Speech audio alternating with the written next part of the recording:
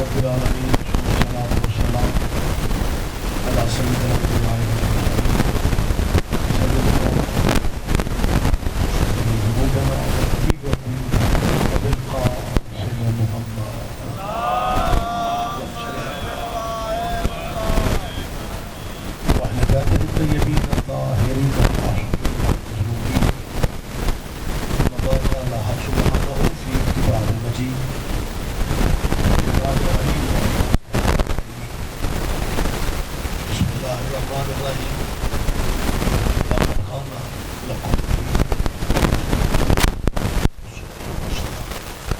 عبادت میں مزید اضافہ کر لیں صلوات سارے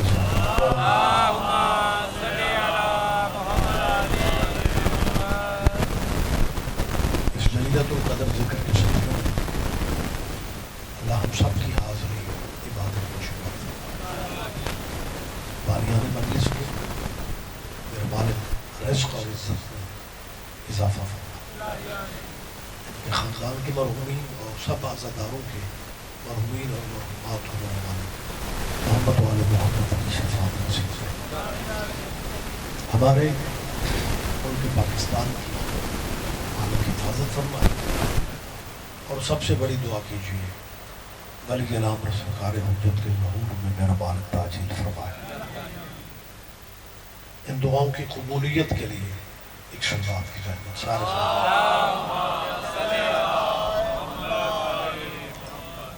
اجازت ہے جی میں تھوڑی بات مہربانی سے ذی الحج کے مہینے میں آپ تشریف فرما ہے بڑی عزتوں والا مہینہ ہے اور ذی الحج کا چاند سال کا اسلامی سال کا 12واں چاند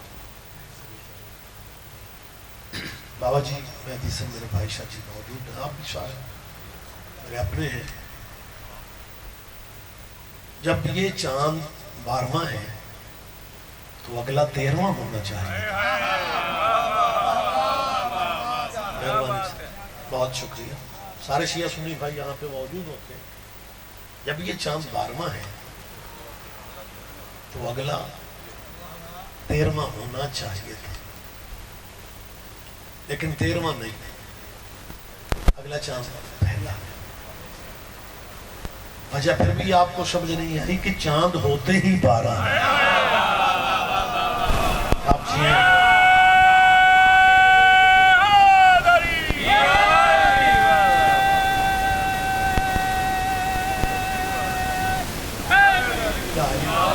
متوجہ تو ہے نا اور اس بار میں چاند کا اور پہلے چاند یعنی سال کے آخری مہینہ سے حج اور محرم یقیناً کوئی نہ کوئی رشتہ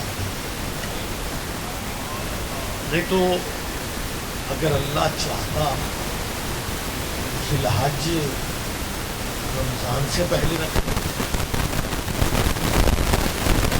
ہر بندے کی افطاری مٹن کے ساتھ ہی بندے تو 2 مہینے ذی الحج نکالتے اگر ذی الحج رمضان سے پہلے ہو میں نے یہ آپ نے اعتراض کرنا چاہتا لیکن قدرت کا نظام ہے کہ اس نے دونوں مہینوں کو اکٹھے رکھا تاکہ ذی الحج میں مسلمانوں کو محرم سمجھ میں آئے ماشاءاللہ دانا چہرے میرے سامنے بیٹھے عربی زبان میں عشرہ 10 دنوں کو کہتے ہیں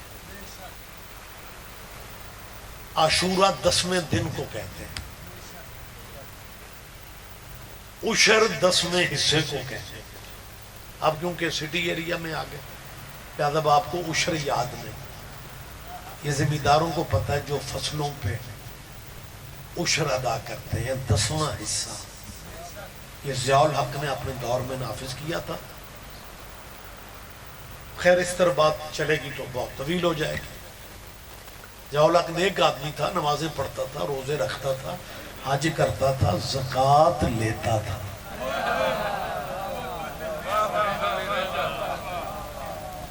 تو اس نے اپنے دور میں کچھ پبلک کی تسلی کے لیے ماڑی چنگی اسلامی چیزیں، پر عشر فقہ جعفریہ میں نہیں ہے۔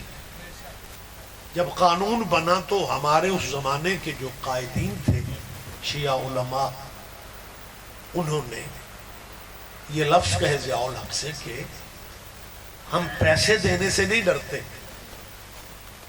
عشر تو عشر رہ گیا، ہم تو خمس دینے والے ہیں۔ مطلب شیعہ قوم پیسے ادا کرنے سے اللہ مہربانی جی یا رسول اللہ متوجہ تو ہے سرکار، اجازت ہے نا میں تھوڑی بات کروں؟ ہمارے علماء نے کہا کہ کیونکہ فقہ جعفریہ میں عشر نہیں ہے، لہذا شیعہ زمیندار عشر نہیں ادا کرے۔ ہماری صفوں میں اتحاد تھا، آج والے حالات نہیں تھے، متفقہ قیادتیں تھیں۔ ضیاء الحق پریشر برداشت نہ کر سکا، کہنے لگے جو شیعہ زمیندار ہیں ان سے عشر نہیں لیا جائے گا۔ پنجاب دے ادھے ڈیریاں تے علم لگ گیا سی شیعہ۔ مہربانی صاحب، مہربانی صاحب۔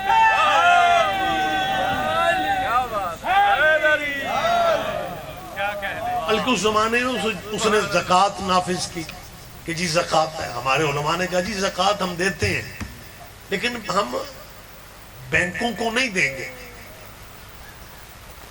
اس نے کہا جی شیعہ اپنا ایک فارم جمع کروا دیں، جن جن کے اکاؤنٹ ہیں ان سے زکوٰۃ نہیں کٹے گی۔ ہم نے بہت سارے بندوں کو شیعہ درسوں میں پھرتے دیکھا کہ جی مور لا دیا جی، اور آپ کا اگر حافظہ ساتھ دے رہا ہے تو بس ضمن بات ہے ذہن میں آگئی تو کر رہا ہوں۔ ضیاء الحق نے ایک مشاورت دوستوں سے کر کے اس نے وہ سزا کا سسٹم نافذ کیا کہ جو چور ہیں ان کے ہاتھ کاٹے جائیں گے۔ اس زمانے میں ایک اس کی مجلس شورا ہوتی تھی، ایم این ایز نہیں ہوتے تھے۔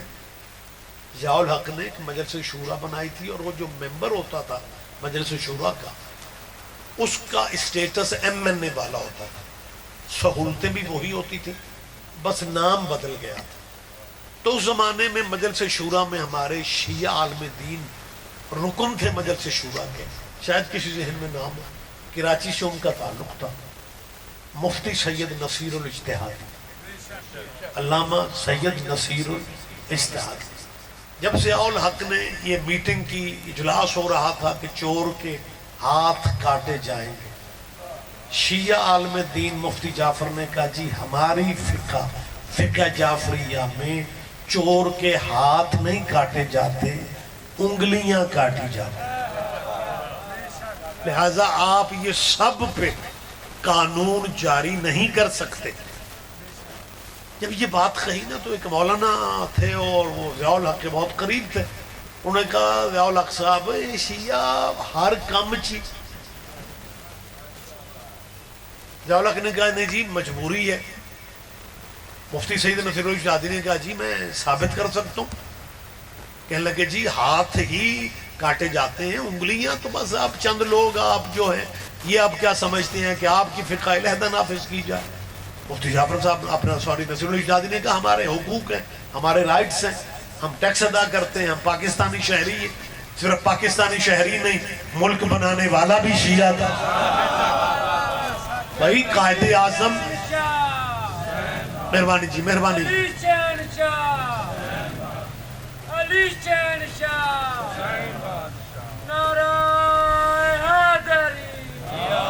متوجہ ہیں سرکار؟ اجازت ہے میں تھوڑی بات کروں؟ تو جب طے نہیں ہو رہا تھا نا کہ اب یہ فیصلہ کیسے کیا جائے، علامہ سید نصیر الاجتہادی نے کھڑے ہوئے وہ سرکاری میٹنگوں میں، اچھا ویسے یاد رکھو 9:30 بجے سو جانا صحت کے لیے ٹھیک نہیں، تسی شامو شامی سو جاندے ہو یار۔ اللہم صلی علی محمد وآل محمد۔ اب سمجھ نہیں آ رہی تھی کہ انگلیاں اور ہاتھ کیسے سمجھایا جائے۔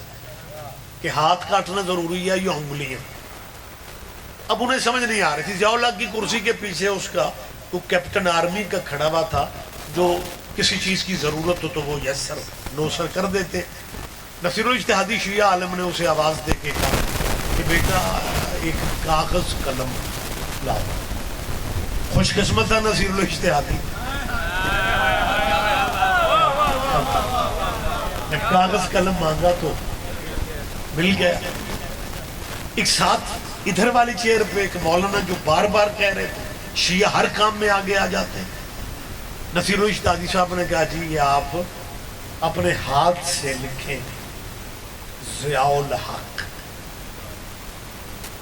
ایسا بڑے خوش ہوئے کہ میرا نام علماء کو کتنا یاد ہے. سید نصیر الاجتہادی نے کہا جی اپنے ہاتھ سے ضیاء الحق لکھیں. بابا جی اس نے قلم پکڑا اور لکھا ضیاء الحق. اجتہادی صاحب نے کہا جی میں نے ہاتھ سے کہا ہے، آپ تو انگلیوں سے لکھ رہے ہیں. نہیں آپ دھیان نہیں دے رہے.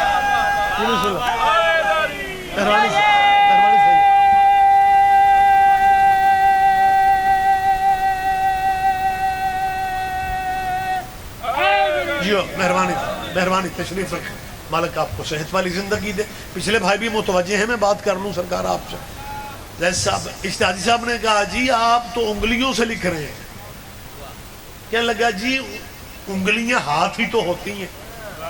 تو سرکار نے کہا اس لیے تو ہم کہہ رہے ہیں اللہ نے اپنی عبادت کے لیے یہ واجب کیا ہے کہ 7 جگہیں زمین پہ لگے تو پھر سجدہ ہوگا. یار ماشاءاللہ دانا چہرے ہیں تو میری سامنے آپ دیکھیں. انہوں نے کہا گن کے بتاؤ 7 کیسے بنتے ہیں. 2 پاؤں کے انگوٹھے، 2 یہ گھٹنے، 4 2 یہ ہتھیلی، 6 اور 1 یہ پیشانی، 7. اجتہادی صاحب نے کہا چور کو سزا تو دے سکتے ہو لیکن اسے عبادت کا حق نہیں چھین سکتے.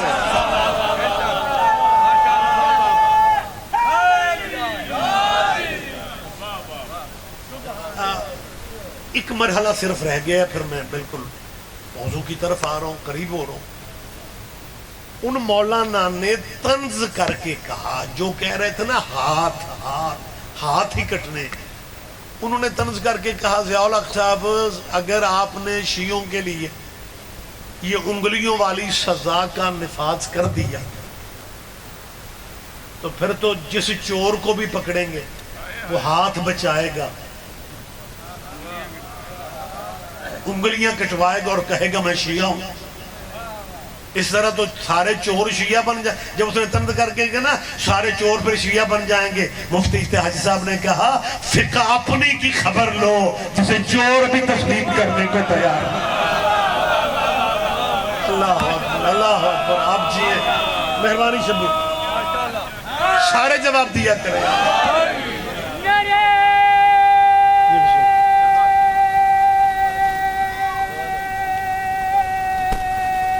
جواب سارے دیجئے گا مہربانی کریں. کیا ہے متوجہ ہیں سرکار آپ. لہٰذا میری بلا تفریق ہمیشہ میری یہ کوشش ہوتی ہے کہ تلخ بات نہ کی جائے، کسی کی ناراضگی رنجش میرے بارے میں نہیں ہے.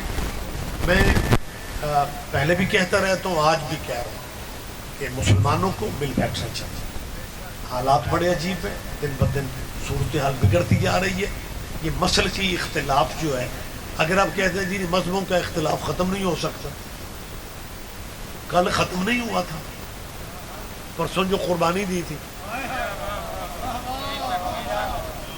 کسے بندے قربانی دینا لے. بابا جی تھانے فون کیتا ہے 2 سپاہی کا لیا جے میں قربانی دینی.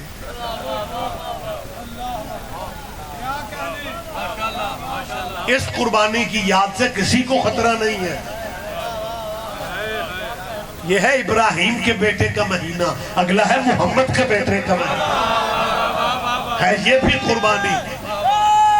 مہربانی سر ہے یہ بھی قربانی ہے. محرم بھی قربانی. لیکن تیرا مزاج بدلتے دیر نہیں لگتی. جی ہم گھوڑے کو سلام ضرور کریں لیکن اگر یہ گھوڑا کربلا والا ہو اگر یہ گھوڑا، یہ جو شیعہ گلیوں میں لیے پھر رہے ہیں نا، اگر یہ گھوڑا کربلا والا ہوتا پھر ہم عزت کرتے. ہمارا حوصلہ دیکھو، کبھی ہم نے بھی پوچھا یہ دمبے چھترے جنت والے ہیں؟ بولے میرے ساتھ، آپ زحمت فرمائیں میری بات پہ. کیا یہ سارے دمبے جنت سے آئے ہیں؟ جنت سے ایک ہی اترا تھا قربانی کے لیے. حد یہ ہے اس دمبے کی شبیہ ہے.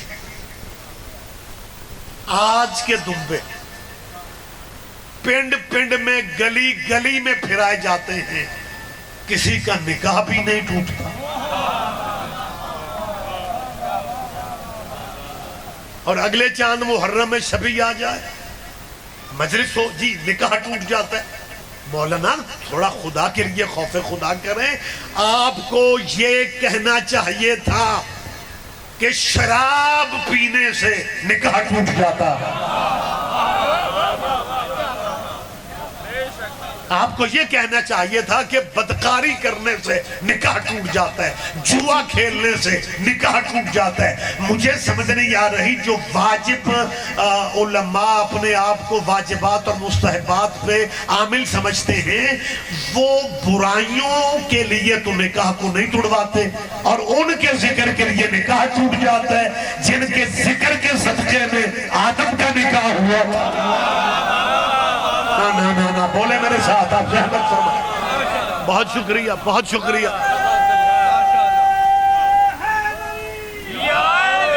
تو علی مرتبہ پوچھیں.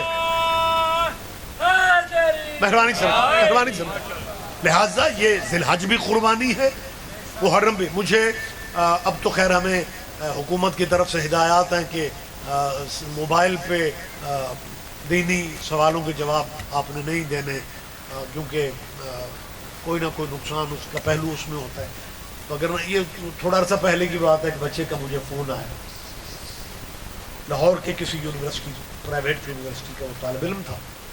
کہنے لگا جی میں کلاس میں اکیلا شیعہ ہوں، میرے ٹیچر نے ایک بات کہی ہے دوران کلاس، اور ساری کلاس مجھے واقف تھی کہ یہ شیعہ، ہر کوئی مجھے دیکھ رہا تھا لیکن میں کوئی بات نہیں کر سکا. آخر وہ ٹیچر تھے. میں نے کہا ہوا کیا؟ کہنے لگے جی ٹیچر نے کہا ہے کہ ہم اہل بیت کے منکر تو نہیں ہیں، لیکن ان شیعوں سے پوچھو کہ واقعہ کربلا ہونا تھا، ہو گیا، شیعہ جان ہی نہیں چھوڑ. نہیں آپ متوجہ نہیں ہیں. دیکھیں وہ واقعہ کربلا کو کتنا لائٹلی ہلکا کر کے پیش کر رہے ہیں کہ واقعہ کربلا ہونا تھا، ہو گئے. متوجہ ہے جی آپ؟ واقعہ کربلا ہونا تھا، ہو گیا، شیعہ جان ہی نہیں چھوڑ. میں نے کہا بیٹا پریشانی کیا ہے؟ صبح جا کے ٹیچر سے کہنا کہ کربلا سے بھی صدیوں پہلے اسماعیل والی قربانی ہونی تھی، ہو گئی، آپ جان ہی نہیں چھوڑ. مہربانی سید، مہربانی سرکار. یا علی لہذا شکریہ سر، شکریہ، مہربانی سر. لہٰذا میں اپیل کر رہا ہوں، میں گزارش کر رہا ہوں کہ یہ دونوں مہینے اللہ نے قربانیوں کے کیوں رکھے، وجہ کیا ہے، اور ذی الحج کو محرم سے پہلے کیوں رکھا. دانا چہرے آپ بیٹھے ہوئے ہیں، ذرا میری بات کا ہمیں ہلکا سا جواب آپ نے دے دینا ہے. جب رمضان کا چاند نظر آتا ہے شام کو تو اگلی سویرے پہلا روزہ ہو جاتا ہے یا نہیں؟ چلو رکھن نہ رکھنا اپنی مرضی ہے، بولتے بہو یا ہو جاتا ہے نا. اس میں کسی فرقے مذہب کی کوئی اختلاف والی بات تو نہیں ہے نا. یعنی شامی چند ویکھے سویرے روزہ، یکم رمضان پہلی چاند کی صبح روزہ رکھ لیا جاتا ہے. اگر رمضان کا چاند دیکھتے ہی روزہ رکھ لیتے ہو، پھر ذی الحج کا چاند دیکھتے ہی قربانی کیوں نہیں کر دیتے؟ اللہ کرے میں سمجھا سکوں اور آپ ذرا زحمت تھوڑی فرما لیں. بابا جی اسلام جی بسم اللہ. یا میں شکر گزار ہوں، مالک آپ کو صحت والی زندگی دے، میں تو نفل پڑھنے نے پچھوں بھی نہ رہا کوئی آیا. یہ تو آج عجیب صورتحال ہے. یا اہلیہ بہت شکریہ بہت شکریہ. رمضان کا چاند نظر آتے ہی روزہ رکھنے والوں، ذی الحج کا چاند نظر آتے ہی یکم ذی الحج کو، پہلی ذی الحج کو قربانی کرو. کسائی بھی سستا تے رش تو بھی بچو. کہتے ہیں جی سمجھ سے باہر ہے. سمجھ سے باہر میں قدرت تجھے سمجھا رہی ہے کہ فرسٹ کو یکم کو قربانی نہیں دینی، 9 دن تیاری کرو. اوئے ہوئے ہوئے کوئی تو سمجھے گا یار. 9 دن متوجہ میری جان. 9 دن تیاری کرو، 10ویں دن قربانی کرو تاکہ محرم سے پہلے تمہیں عشرہ منانا آ جائے.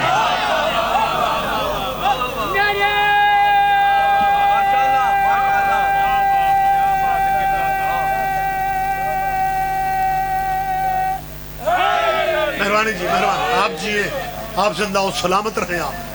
اور اس یاد میں وہ بھی ہمارے ساتھ شامل ہیں جن کے مذہب اور مسلک میں یادیں منانا جائز ہی نہیں. بکرا وہ بھی لیے پھرتے جو کہتے ہیں جی واقعہ ہو گیا سو ہو گیا. یہ یاد شیعوں نے پتہ نہیں کہاں سے شروع کر دی. وہ اسماعیل واقعہ والا واقعہ ہونا تھا، ہو گیا. آپ کیوں جناب قربانیاں کر رہے ہیں؟ اور اس قربانی میں اچھا کہیں میں نے لکھو ڈیر کا مجھے نہیں پتا، لیکن میرا خیال ہے میں حسن ظن رکھتا ہوں یہاں بھی بالکل صورتحال ایسی ہے. پورے ملک میں کوئی ایک بندہ بھی نہیں کہتا کہ میں قربانی نہیں دوں گا، کیونکہ میرے پنڈ کے شیعہ بھی قربانی دیتے ہیں. بولو یار خدا کے لیے زحمت فرما. کبھی کہیں ایسا دیکھے آپ نے؟ قطن نہیں ہے. ہم سارے فرقے، ہم سارے مسلک اکٹھے ہیں، اور حالات یہ ہیں کہ قربانی شیعوں کے گھر ہوتی ہے، گوشت اہل سنت کے گھر جاتا ہے. دیوبندی اور بریلوی آپس میں بہت زیادہ ایک دوسرے کے اپوزٹ ہے، لیکن قربانی دیوبندیوں کے گھر ہوتی ہے، گوشت بریلویوں کے گھر جاتا ہے. قربانی اہل سنت دیتے ہیں، گوشت اہل حدیث کے گھر جاتا ہے. نہ کسی کا مذہب خطرے میں پڑتا ہے، نہ کسی کا امن خطرے میں پڑتا ہے، نہ کسی کا اسلام خطرے میں پڑتا ہے، نہ کسی کا ایمان خطرے میں پڑتا ہے. ہر کوئی گوشت لے بھی رہا ہے، گوشت بھجوا بھی رہا ہے. فرقے سارے اکٹھے ہیں. سیدوں پورے پنڈ کا مہمان ہوں. خدا کے لیے مجھے سوچ کے بتاؤ، ابراہیم کے بیٹے کی قربانی میں سارے اکٹھے ہو جاتے ہو، اور محمد کے بیٹے کی قربانی میں شیعوں کو علیحدہ کر دیتے ہو. اور تم نے قیامت کے دن ابراہیم کے متھے لگنے یا محمد کے متھے لگنے؟ جی بسم اللہ، جی بسم اللہ، مہربانی مہربانی، جی بسم اللہ. آپ جیئے آپ جیئے آپ جیئے.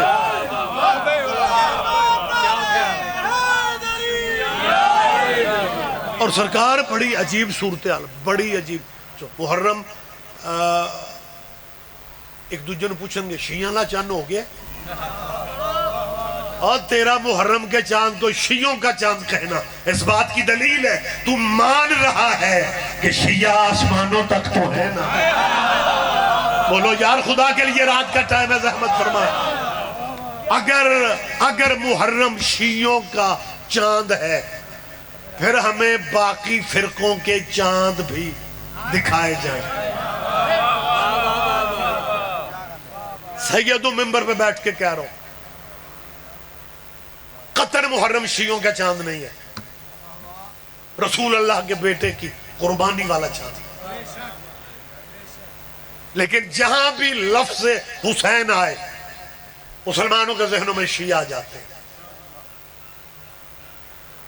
ہم اس قابل کہاں تھے یار؟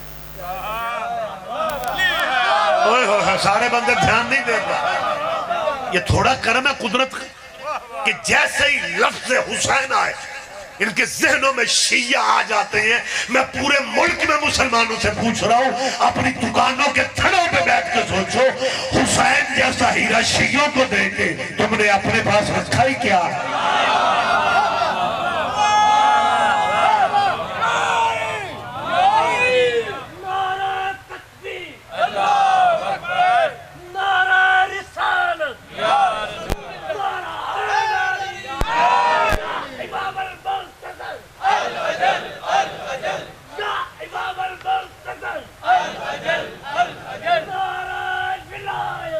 علی ولی اللہ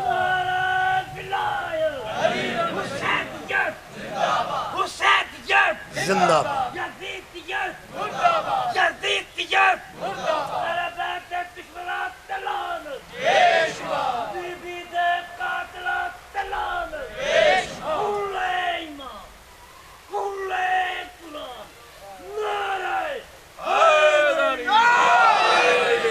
آپ جیو بیٹا، آپ جیئیں، آپ جیئیں.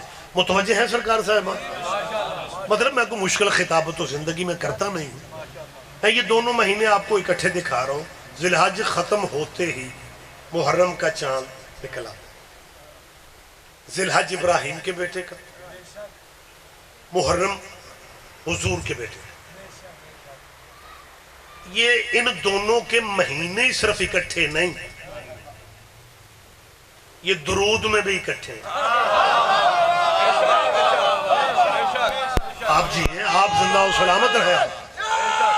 ہاں ہاں یہ میں پھر کہہ رہا ہوں، یہ بندوں کے بس میں کب ہے؟ مسلمانوں سے کہو درود ابراہیمی پڑھیں. صدیوں سے یہی پڑھے جا رہے ہیں. اللہم صلی علی محمد وعلی آل محمد کما صلیت علی ابراہیم وعلی آل ابراہیم انک حمید مجید. آل محمد کے ساتھ ہی آل ابراہیم ہے. حالانکہ بڑا عرصہ ہو گیا حضرت ابراہیم کی آل پہ درود پڑھتے ہوئے. مسلمانوں کے دین میں بڑی گنجائش ہے. ان کے دین میں ممبر پہ میں بیٹری میں باتیں کر رہا ہوں. اس شریعت اسلامی میں ایسے ایسے ہیرو بھی گزرے ہیں جو جمعہ کی بجائے بدھ کو پڑھا دیتے تھے.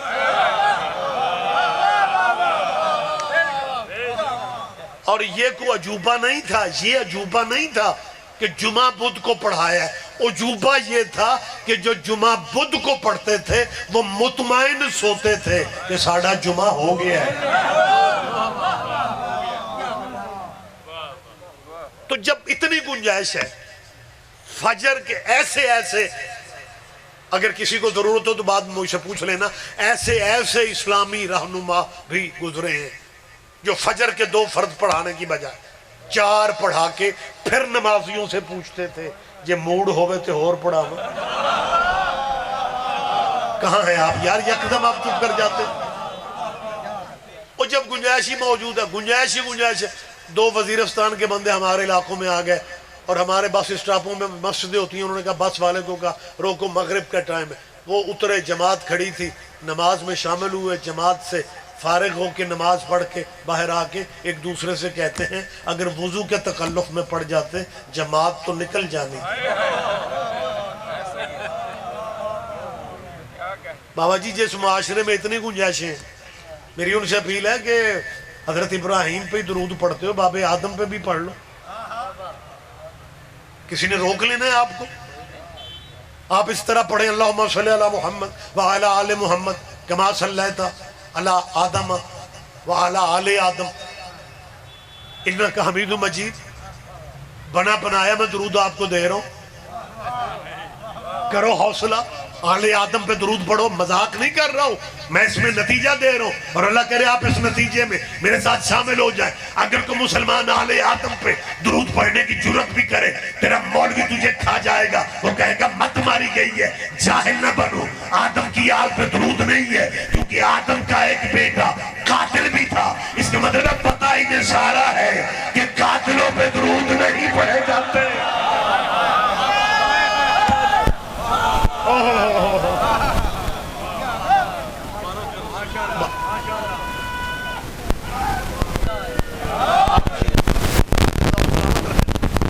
میری ملت مسلمہ کے پڑھے لکھے بچوں سے اپیل ہے، زد میں ٹائم ضائع نہ کرو، زندگی بڑی کم.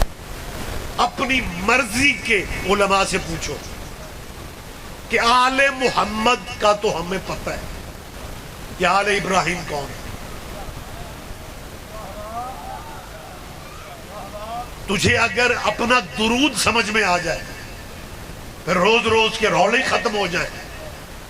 منت صرف ہر اسٹیج پہ کر رہا ہوں، ممبر پہ کر رہا ہوں کہ مسلمانوں جس قبیلے پہ اپنی نماز میں درود پڑھتے ہو، اگر ان کا نام لینا پڑے تو دکان کے تھڑے پہ کھڑے ہو کے امام حسن رضی اللہ نہ کہنا، رضی اللہ ان کے نوکروں کو کہتے ہیں۔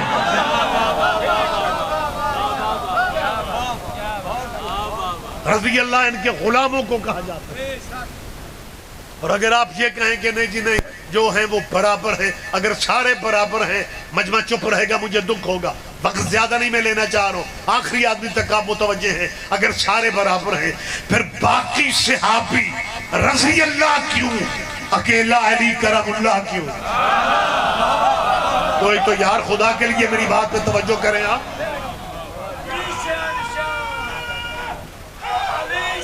جی بسم اللہ، متوجہ ہیں سرکار آپ صاحبہ؟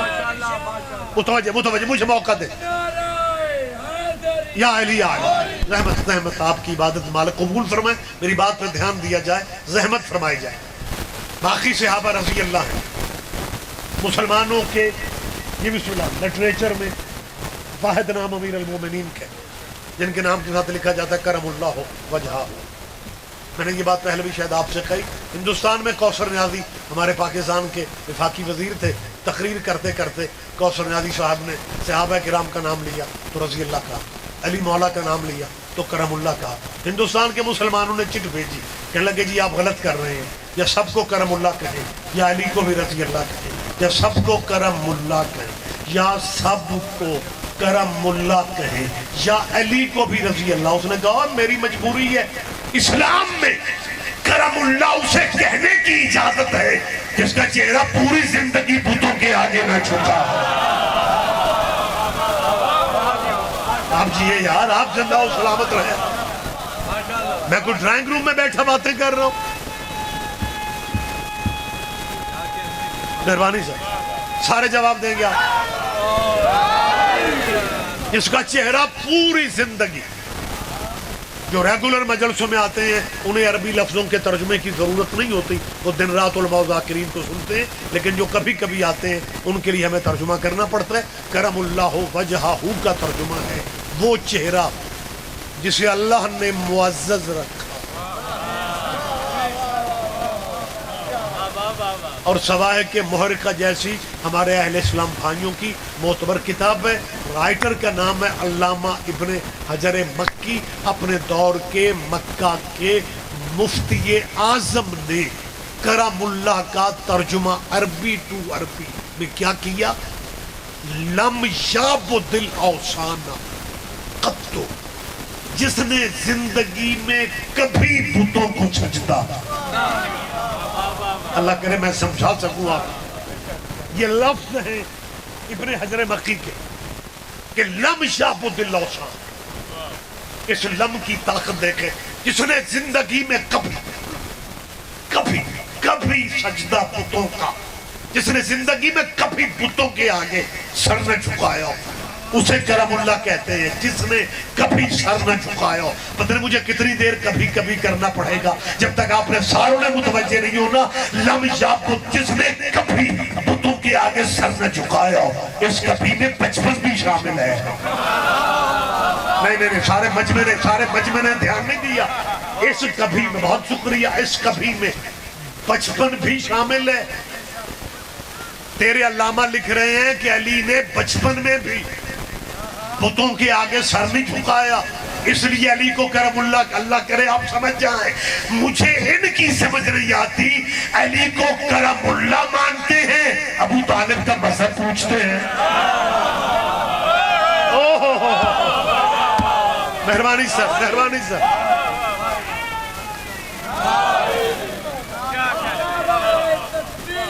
اللہ اکبر، یا رسول اللہ، بہت شکریہ۔ میں کیا کہہ رہا تھا کہ حضرت امیر المومنین علی ابن ابی طالب مولا کو کرم اللہ بھی مانتے ہیں، اور پھر پوچھتے ہیں ابو طالب کا مذہب کیا تھا؟ تجھے نہیں پتا؟ بچے بڑوں سے سیکھتے ہیں۔ زحمت فرمائیں، زحمت فرمائیں، زحمت فرمائیں۔ بچے بڑوں سے، بابا جی شمسی صاحب، بچے بڑوں سے اثر لیتے ہیں۔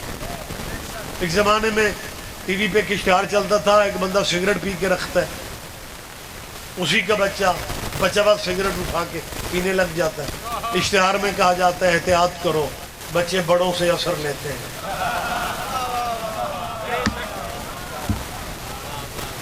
بچے بڑوں سے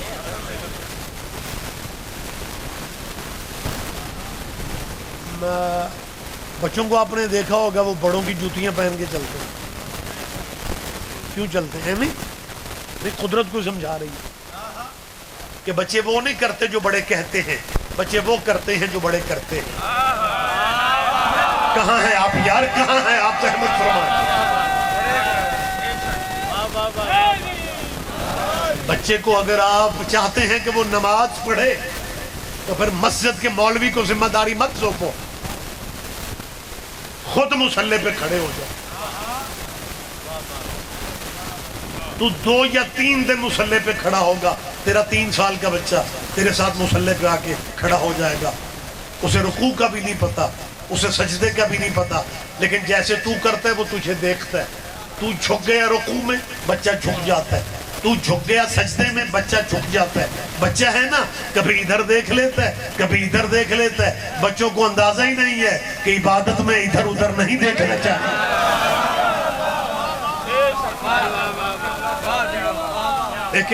لیکن بچہ ہے نا، لہٰذا میں یہ چاہتا ہوں کہ بچے بڑوں کا اثر لیتے ہیں۔ اگر علی کرم اللہ ہے، پھر ابو طالب کے مذہب کے بارے میں آپ کیوں پریشان ہیں؟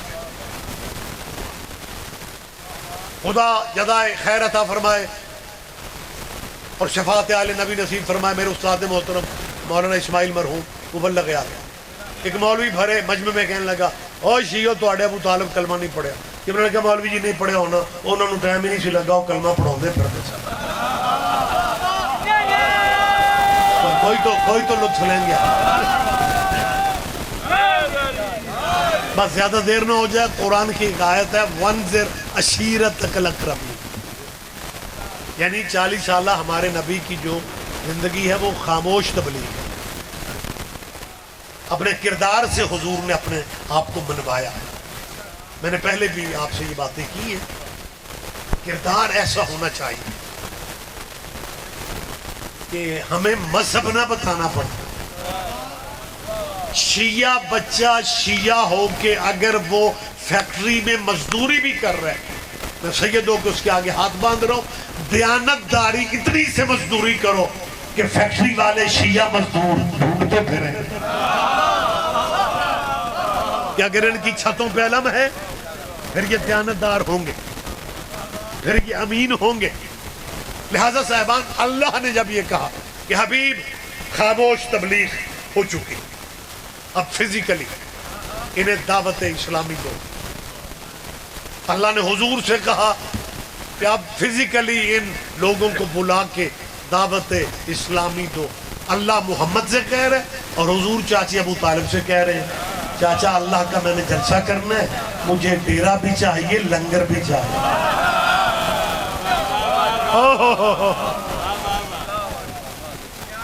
رسول اللہ نے حضور حضرت ابو طالب سے کہا قرآن لاؤ میرے سر پہ رکھو، میں قرآن کی قسم اٹھا کے کہنے کو تیار ہوں کہ پہلی دعوت اسلامی ابو طالب کی حویلی میں ہو رہی ہے۔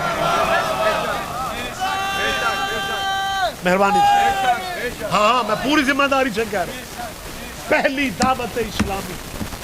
اچھا جی، وہ ابو طالب کا گھر تھا، ابو طالب کی حویلی تھی۔ سڑک پہ جاؤ تو تبلیغ مسیتوں سے نکل کے سڑکوں پہ پھر رہی ہے، ٹرکوں کے پیچھے لکھوا کے پھرتا ہے مجھے دعوت اسلامی سے پیار ہے۔ تجھے دعوت اسلامی سے پیار ہے تو پھر ابو طالب سے پیار کیوں نہیں ہے؟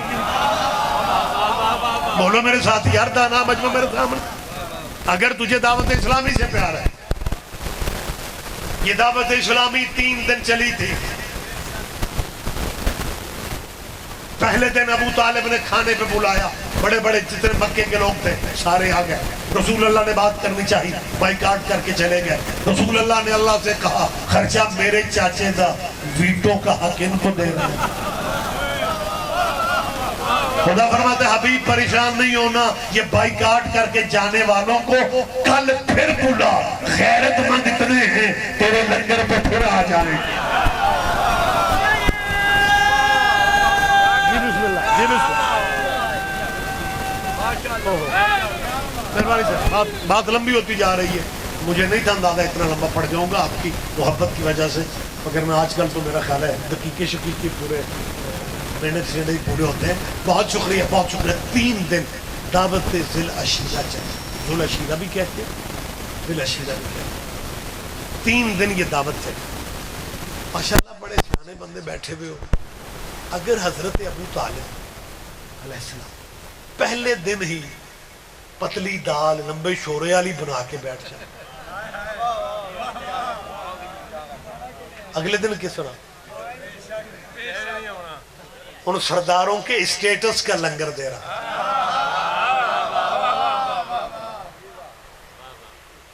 وقت تمام ہے، بات میں کلوز کر رہا ہوں۔ یا رسول اللہ آپ چاچے سے جگہ کیوں مانگ رہے ہیں؟ کہ مجھے جگہ چاہیے، لنگر روکتے ہیں، جگہ کی بات کر لیتے ہیں۔ کیوں حضور نے چچا سے کہا؟ میرے بھائی ہیں غلام سجاد، اللہ ڈیرا دیتا ہوئے پرونے آ جان تے دوجیاں دیاں بیٹھک دی چابیاں لب دے پھر یہ بھی سنا۔ بندے کہیں گے یار جب ان کے پاس اپنے ڈیرا بیٹھک ہے، بسم اللہ۔ غلام عباسی ٹھیک ہے آپ؟ اور جو غلام عباس بلوچ بہت پیارے ذاکر مصائب خان ہیں، میرے بعد ان کا خطاب ہے، یہ پڑھیں گے۔ میں اکثر یہ بات کرتا ہوں، ذاکر مولوی ایک دوسرے کا اعلان نہیں کرتے، میں اس لیے کرتا ہوں کہ مذہب آل محمد میں بتانا پڑتا ہے کہ میرے بعد کون آئے۔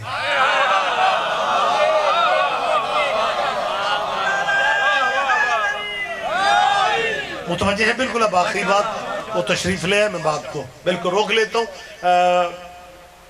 یا رسول اللہ جگہ اللہ کی باتیں کرنے کے لیے لوگ اکٹھے کرنے ہیں نا، اللہ کی باتیں۔ جو میں ابھی کہہ رہا تھا کہ یہ بندے کے اپنے پاس بیٹھک ہو، پھر گونڈیاں تو بیٹھکاں پوچھے۔ جب یار حد ہو گئی ہے، اللہ کا اپنا گھر جو موجود ہے، نا آخری آدمی تک متوجہ رہیے گا۔ وہ مکے میں، یہ مکے کی تاریخ ہے، مکے کے سرداروں کو، قبیلوں کو اکٹھا کرنا تھا۔ یا رسول اللہ جب آپ کے پاس اللہ کا گھر موجود ہے، اللہ کی باتیں اللہ کے گھر میں بہتر کرنی تھی، اللہ کی باتیں اللہ کے گھر میں اچھی رکھنی تھی، تو ہمارے آج کے علماء اسلام کہتے ہیں تم شیعہ صرف جذباتی ہو، تمہیں حقیقت کو تو اندازہ ہوتا نہیں، اور تبصرے شروع کر دیتے ہو۔ تمہیں اندازہ نہیں ہے کہ جب تنزل عشیرتک الاقربین کا حکم آیا تھا، اس زمانے میں اللہ کے گھر پہ بتوں کا قبضہ تھا، اللہ کے گھر پہ بتوں کا قبضہ تھا، اور بتوں والی جگہ پہ توحید کی باتیں نہیں ہوتی، بتوں والی جگہ پہ توحید کی باتیں نہیں ہوتی۔ اور چلو مان گئے ہو نا کہ اللہ کے گھر میں بت تھے، لیکن ابو طالب کے گھر میں بت نہیں تھے۔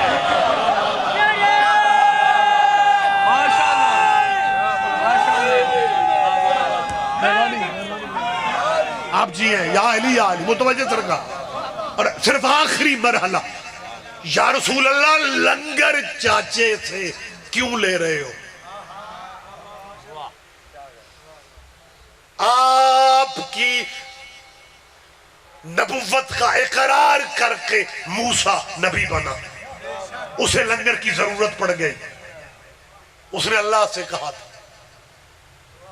کہ میری لاڈلی قوم ہے، یہ کہتی ہے پکا پکایا چاہیے، ہوم ڈیلیوری کا زمانہ نہیں تھا۔ قرآن کہہ رہے ہیں کہ موسیٰ نے اللہ سے کہا، رکھو کاریہ نے قرآن کے سروں پہ قرآن، کیا موسیٰ کے کہنے پہ پکے پکے کھانے نہیں جائے؟ کہتے جی اترے منو سلوہ، شاید آپ نے لفظ سنا، رحم کریں جان جائیں۔ نو نو نو، آپ کے چہرہ عبادت میں سمجھیں۔ اللہم صلی علی محمد وآل محمد۔ متوجہ آپ زحمت فرمائیں۔ اچھا ویسے آج عجیب ماحول ہے، جیڑا بندہ جدوں جاگ دے وہ نعرہ مروا، کمال صورتحال ہے۔ زحمت فرمائے، اگر موسیٰ کے کہنے پہ یا رسول اللہ موسیٰ تیرے پسینے کے صدقے میں بنا، امتی نبی، چھوٹا نبی، آپ کے مقابلے میں بہت چھوٹا نبی، ویسے مرسل ہے، پیغمبر ہے، موسیٰ کے کہنے پہ اللہ کے نبی اگر کھانے آ سکتے ہیں پھر یا رسول اللہ چچا کا احساس نہ لے، ڈائریکٹ اللہ سے کہے کہ میں نے تیری باتیں کرنی ہیں، مہمان بلانے ہیں، کھانا پہ اگر موسیٰ کے کہنے پہ کھانے اترتے ہیں تو تیرے کہنے پہ کھانے کیسے نہیں آئیں گے؟ لیکن میں حلفاً قسماً کہہ رہا ہوں، محمد نے کھانا مانگا بھی نہیں، اللہ نے کھانا بھیجا بھی نہیں، محمد نے کھانا مانگا بھی نہیں، اللہ نے کھانا بھیجا بھی نہیں،